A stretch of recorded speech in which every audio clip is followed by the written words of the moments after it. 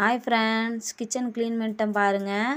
சாயந்தரம் ஒரு ஸ்டோரி சொல்கிறேன்னு சொல்லி நைட்டு வர்ற வீடியோவில் ஸ்டோரி சொல்கிறேன்னு சொன்னோம் பார்த்தீங்களா. அது என்ன ஸ்டோரின்னு பார்த்தீங்கன்னா, அன்றைக்கி ஒருத்தவங்க இந்த விளக்குமாறு வீடியோ சாயந்தரம் நான் போட்டிருந்தேன். கதவுக்கு பின்னாடி நான் ரெகுலராக அப்படி தான் பண்ணுறேன். என் கூட பழகுறவங்களுக்கும் நான் அப்படி தான் சொல்லி கொடுத்துருக்கேன். விளக்குமாறு வந்து ஒளிச்சு தான் வைக்கணுமா, யார் கண்ணுக்கு படாத மாதிரி தான் வைக்கணும் அப்படின்னு சொல்லி எனக்கு சொல்லி கொடுத்தாங்க பெரியவங்க, எங்கள் அம்மாவோட அம்மா. அதே நான் வந்து ஃபாலோ பண்ணிகிட்ருக்கிறேன். அது நல்லது தான். ஏன் அந்த விளக்கமார ஒளிச்சு வைக்கணும்னு பார்த்தீங்கன்னா, விளக்கமாறு வந்து லட்சுமி தேவி மாதிரி. அதாவது இப்போ ஒரு பேய் பிடிச்சா கோயிலில் போய் மந்திரிக்கிறோம். சப்போஸ் விளக்கமாறு எடுத்து வச்சுக்கோங்க, பேய் பிடிக்காது அப்படின்லாம் சொல்கிறாங்கல்ல, அதெல்லாம் சும்மாலாம் கிடையாது. உண்மையிலே விளக்கமாருக்கு அந்த சக்தி ஒன்று இருக்குது. அதனால ஒரு வீடே நீங்கள் காலி பண்ணி போனீங்கனாலும் சின்ன விளக்கமாறு போட்டு வரக்கூடாது, நம்ம எடுத்துகிட்டு தான் வரணும்.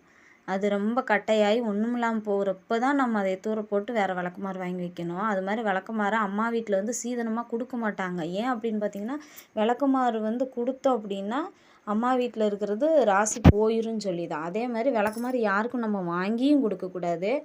இதை நான் உங்ககிட்ட பதிவு பண்ணிக்கிறேன். அந்த கமெண்ட் சொன்னவங்களுக்கும் நான் இதை சொல்கிறேன். விளக்கமாறு வந்து தெரியாமல் தான் வைக்கணும். நான் செய்கிற மாதிரி நான் இன்றைக்கி வீடியோவில் போட்ட மாதிரி வச்சு பாருங்கள். கண்டிப்பாக உங்களுக்கு டிஃப்ரெண்ட் தெரியும். வேறு ஏதாவது தப்பாக இருந்தால் பரவாயில்ல, சாரி. எதுவும் நினச்சிக்காதீங்க. Bye friends. இந்த வீடியோ பிடிச்சிருந்தா லைக் பண்ணுங்கள். மறக்காமல் நம்ம சேனலை சப்ஸ்கிரைப் பண்ணுங்கள்.